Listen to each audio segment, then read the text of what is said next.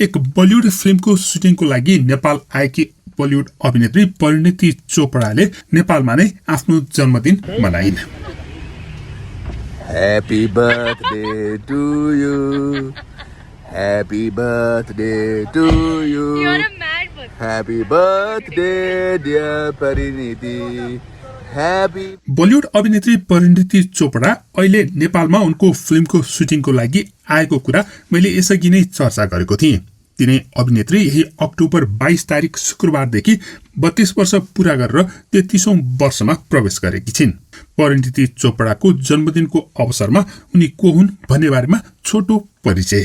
सन् 1988 को अक्टोबर 22 तारिकमा भारतको हरियाणामा जन्मेकी परिणीति 32 वर्ष पूरा भएकी छिन्। सन् 2011 मा लेडिज भर्सेस रिकी बल नाम गरेको एक बलिउड फिल्ममा सहायक अभिनेत्री भएर बलिउडमा भित्रिएकी परिणीतिले सोही फिल्मबाट फिल्मफेयर अवार्ड प्राप्त गरेकी थिइन् सर्वोत्कृष्ट नयाँ अभिनेत्रीको रूपमा। त्यसपछि उनलाई फिल्मको कुनै कमी भएनन्। त्यसपछि अर्को वर्ष उनको फिल्म इश्क जादे हिट भएको थियो। त्यस्तै 2013 मा शुद्ध देशी रोमान्स, 2014 मा हसे तो फसे लगायतका विभिन्न फिल्महरूले उनको करियरलाई अगाडि बढाएको थियो। अहिले अभिनेत्रीको रूपमा चर्चित भए पनि परिणीतिलाई सुरुमा फिल्म अभिनयमा कुनै पनि चाख थिएन रे।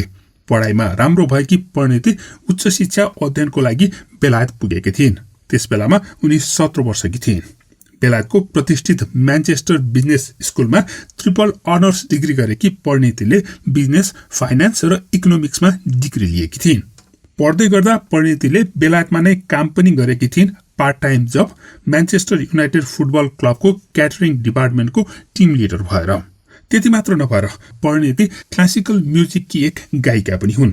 उनले म्युजिकमा नै बीए अनर्स डिग्री समेत गरेकी छिन्। त्यस्तै पहिला बालकालमा परिणीति र प्रियङ्का चोपडा आफ्ना पिताहरूका साथमा स्टेज कार्यक्रममा गीत पनि प्रस्तुत गर्ने गर्दा रहेछन्। सन् 2009 मा परिणीति चोपडा भारत फर्किन् र मुम्बईमा आफ्नो कजन दिदी प्रियङ्का चोपडाको साथमा बस्न थालिन्। बलिउड अभिनेत्री प्रियङ्काकै माध्यमबाट उनले बलिउड फिल्म क्षेत्रमा भित्रिने मौका पाएकी थिइन्। उनी एक प्रोडक्सन कम्पनीमा कर्मचारीको रूपमा भित्रिएकी थिइन्।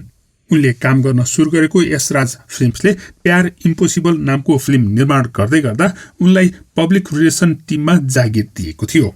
उनले मार्केटिङ डिपार्टमेन्टमा इन्टर्नसिप गर्दै पब्लिक रिलेसन कन्सल्टेन्टको जागिर खाँदा नै उनले फिल्मको बारेमा धेरै कुरा थाहा पाउने अवसर प्राप्त गरेकी थिइन्।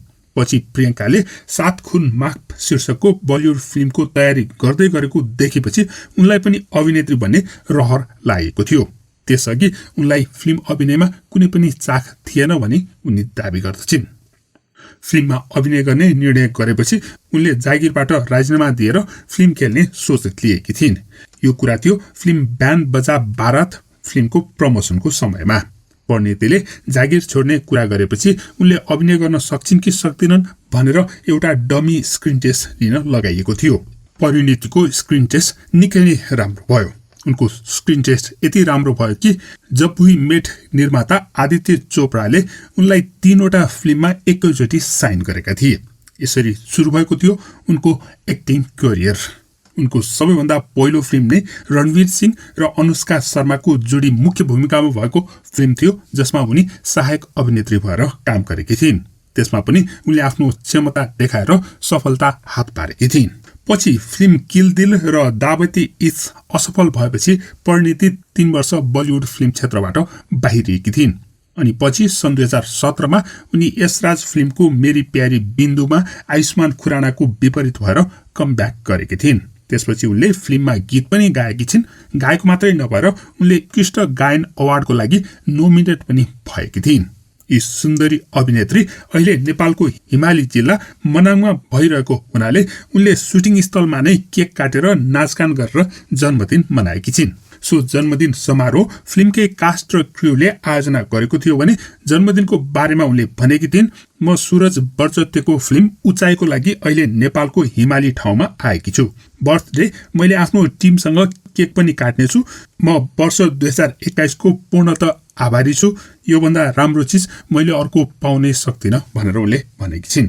त्यसअघि सोलुखुम्बुमा सुटिङ गरेर फर्किएकी परिणीति लगायतको टोली जन्मदिनको अघिल्लो दिन अर्थात् बिहिबार मात्रै मनाङ पुगेको थियो। परिणतिको साथमा फिल्मको क्रूसँगै अनुपम खेर, बोमन इरानी लगायतका बलिउड कलाकारहरू पनि रहेका छन्। उनीहरूको टोली मनाङ पुग्दा त्यहाँका गाउँलेहरूले उनीहरूको स्वागत पनि गरेका थिए। Birthday to you. Thank you, sir. At Dane Kathmandu Airport to you. Happy birthday to you. त्यस्तै जन्मदिनको अवसरमा परिणति खुसीले नाचेको यो भिडियो अनुपम खेरले सामाजिक सञ्जाल मार्फत शेयर गरेका हुन्।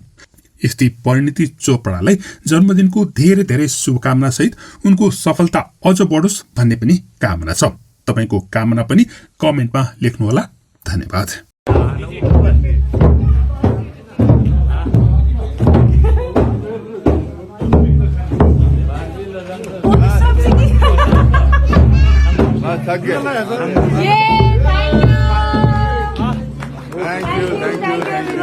त्यसअघि उनले अनुपम खेर र बोमन इरानीसँग मुस्कुराइरहेको फोटो पनि शेयर गरेकी थिइन्। उनले अक्टोबर 12 मा सोलुखुम्बु पुगेको भन्दै सगरमाथा हिमाल ब्याकग्राउन्डमा भएका केही फोटोहरू शेयर गरेकी थिइन्। सो फोटोसँगै उनले लेखेकी थिइन्, शुभ प्रभात माउन्ट एभरेस्ट, तिमीले आज मलाई विनम्रताको शिक्षा दियौ भनेर। त्यसको अघिल्लो दिन उनले 8000 फिटबाट च्याट गरिरहेको भन्दै एक फोटो शेयर गरेकी थिइन्। त्यसै दिन उनले सूरज बर्जेटाको प्रतिष्ठित सिने ब्रह्माण्डको एक भाग हुन पाएकोमा अति नै रोमाञ्चित हुनुको साथसाथै सम्मान पाएको अनुभव गरेको पनि बताएकी थिइन्। त्यस्तै उनले सूरजले भारतीय पारिवारिक मनोरञ्जनलाई नै नयाँ ढंगले परिभाषित गरिदिएको भन्दै उनको छत्रछायामा अति उत्तम र अविश्वसनीय कास्टसँग काम गर्न अति नै उत्साहित भएको पनि बताएकी थिइन्। त्यही दिन उनीसँगै सोही फिल्ममा काम गर्न लागेका भारतका सुपरस्टार अमिताभ बच्चनको जन्मदिन पनि परेको थियो। उनलाई जन्मदिनको शुभकामना दिँदै परिणतिले अमिताभ बच्चनलाई मेन्सन गरेर लेखेकी थिइन्, यो एक अति नै महत्वपूर्ण दिन हो, अति नै महत्वपूर्ण क्षण हो भनेर। त्यस्तै उनले अनुपम खेर, बोमन इरानी, नीना गुप्ता तीनैजनालाई मेन्सन गरेर विशेष गरेर उहाँहरूसँग फेरि काम गर्न पाएकोमा खुसी लागेको भनेर बताएकी थिइन्। त्यस्तै उनले थपेकी थिइन्, डेनीसँग पनि पहिलोचोटि काम गर्न लागेकी हुँ भन्दै। त्यसपछि उनले उचाइ फिल्मको जादु जस्तो यात्रा सुरु भएको बताएकी थिए। परिणति बलिउडकी अर्की चर्चित अभिनेत्री प्रियङ्का चोपडाकी बहिनी पर्छिन्। उनीहरूका पिता दाजुभाइ हुन्। 1988 मा जन्मेकी परिणति चोपडा अहिले 32 वर्षकी भएकी छिन्। परिणति चोपडा पढाइमा एकदमै तृष्ण हुनुको साथसाथै उनी एक राम्रो गायिका पनि हुन्। उनले क्लासिकल म्युजिकमा BA अनर्स पनि गरेकी छिन्। फिल्म उचाइमा परिणतिका साथमा अनुपम खेर, बोमन इरानी, नीना गुप्ता, डेनी र अमिताभ बच्चनको पनि अभिनय रहने भएको छ भने सो फिल्म अहिले लुक्ला, नाम्चे, मनाङ लगायतका स्थानहरूमा छायाङ्कन भइरहेको छ। यो फिल्म बलिउडको एक सफल मानिएको ब्यानर राजश्री प्रोडक्सनले निर्माण गरिरहेको छ।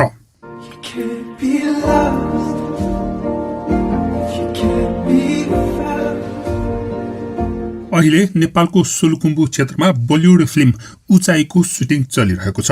सो फिल्मको सुटिङको लागि नेपाल आएका बलिउड कलाकारहरूले नेपालको सांस्कृतिक र प्राकृतिक सुन्दरताको बखान गर्दै सामाजिक सञ्जालमा पोस्टहरू शेयर गरिरहेका छन्। यसै क्रममा नेपालमा रहेकी बलिउड अभिनेत्री परिणति चोपडाले पनि नेपाल आएदेखि नै दैनिक रूपमा तस्बिर र भिडियो सामाजिक सञ्जाल मार्फत शेयर गरिरहेकी छिन्। गत अक्टोबर 8 तारिक नेपाल आइपुगेको जानकारी दिन उनले यो फोटो शेयर गरेकी थिइन्।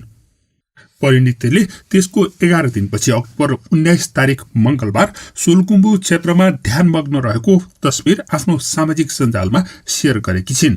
सूर्यको किरणसँगै बादलले ढाकिएको डाँडाकाँडाको बीचमा छरफस्ट लडिरहेका ढुङ्गाहरू माथि बसेकी परिणतिले दैनिक ध्यान मेरो रहस्य भन्दै अंग्रेजीमा लेखेकी छिन्। परिणतिले हाइकिङ जुत्ता, न्यानो ज्याकेट र बाक्लो प्यान्ट लगाएको देखिएको छ। त्यसभन्दा अघि उनले समुद्र सतहबाट 11000 फिट उचाइमा बालबालिकाहरूसँग फुटबल, मेरो लागि जिन्दगीको खास मतलब नै यस्ता साना साना खुसीका पलहरू बिताउने हो भनेर लेखेकी थिइन्। यही भिडियो फिल्मफेयरले शेयर गर्दै लेखेको भनाइलाई उनले फेरि शेयर गर्दै लेखेकी थिइन्, मैले पनि यति राम्रोसँग भन्न सक्ने थिइनँ भनेर। फिल्मफेयरले लेखेको अंग्रेजी भनाइलाई नेपालीमा उल्टा गर्दा यस्तो सुनिन्छ, सबै कलाकारहरूले केही न केही त्यस्ता काम गर्न चाहन्छन् जुन फगत काम मात्रै नभएर त्यसभन्दा अलिक बढी केही होस् भन्ने। परिणति चोपडाको त्यस्तै प्रोजेक्ट यो बनेछ कि जस्तो हामीलाई लागेको छ, किनभने यस प्रोजेक्टले उनलाई समुद्री सतहबाट 11,000 फिटमाथि फुटबल खेल्ने मौका पनि दिएको छ।